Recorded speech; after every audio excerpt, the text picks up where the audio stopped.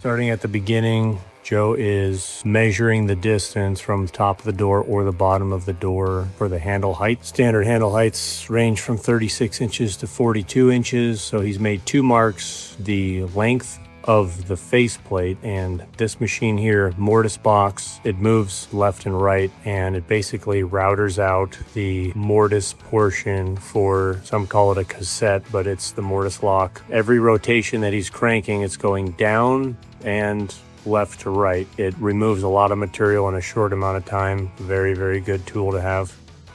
When he's done here, he will have dug out a depth of the cassette itself and the distance top to bottom. Always cleaning up your sawdust. Make sure everything fits in there without anything in the way. So here's just basic dry fit. Make sure he's deep enough for the Mortise box, and he's going to get his marks. Make sure that he's square on the front of the door. Now we have a template. The first machine went down about 3 or 4 inches for the entire Mortise box, and this template here is for the faceplate, which is just about a fat 1/8 inch down, is a little bit wider than the rest of it, and that's what sits flush on the face of the door. So we have multiple different templates that we use when we're prepping doors. And most of the time we're always using a plunge router. That way we could go different depths without having to reset our router bit. So this actually has a spring loaded plunger on it, so you can push the router up and down for the different depths. And we like to have our depths preset so that you can turn the machine on, goes down about 1/8 of an inch. And you can see here how there's 2 different depths of material taken out there.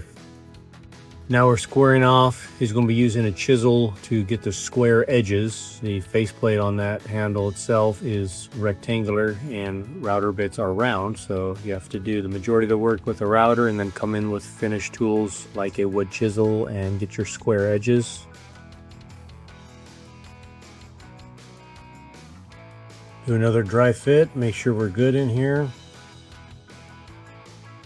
Now that the Mortise depth and faceplate are routed out, he's going to be making the centerline mark. This is going to be for flush panels on each side. Always making sure we clamp everything tight so nothing moves while you're working. Now he's going to start removing the material from the sides of the door using the plunge router again.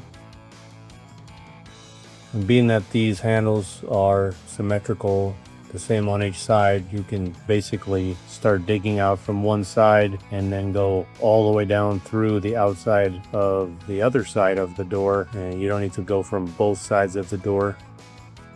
And this should be the last pass here, where he goes all the way through the other side of the door. Unclamping the template, now we are ready for handle installation. So the Mortise cassette goes in front edge of the door. Everything is tapped in with a wood block. Make sure that we're super flush. Seamless transition from door to faceplate. Obviously this is the part that closes into the jamb, so you don't want anything protruding from the front side of that door. So we're very intricate and careful when we're doing this. Make sure we do it best job as possible. Once you're in and flush, you pre-drill everything, sink your screws into the Mortise box. This is recessed a little bit to accommodate that faceplate that he's putting on right now. The faceplate is what needs to be flush with the front side of the door, so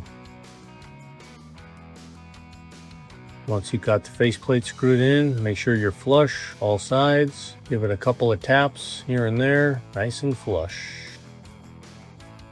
Next we move on to the sides of the door. These technically are called flush pulls. This is a passage lock, so there's no keyed mechanism or lock on this handle, and this is a side mount, so the screws for these handles go right into the door. Anytime you're doing a handle, you want to measure off as many sides as possible to make sure that your handle is on the same plane as your door. Everything is lined up. Double check our measurements again. Always pre-drill your holes. These ones actually have a flathead screw on the sides. That's why we use a handheld screwdriver. And we're going to duplicate this side, line it up, make sure you're centered, measure it properly. We like to put our screws with the screw itself vertical. So at the end of the screwing in the handle, we make sure those screw heads are up and down. Double check our measurement, make sure we're square on the door. Operational, and that's it.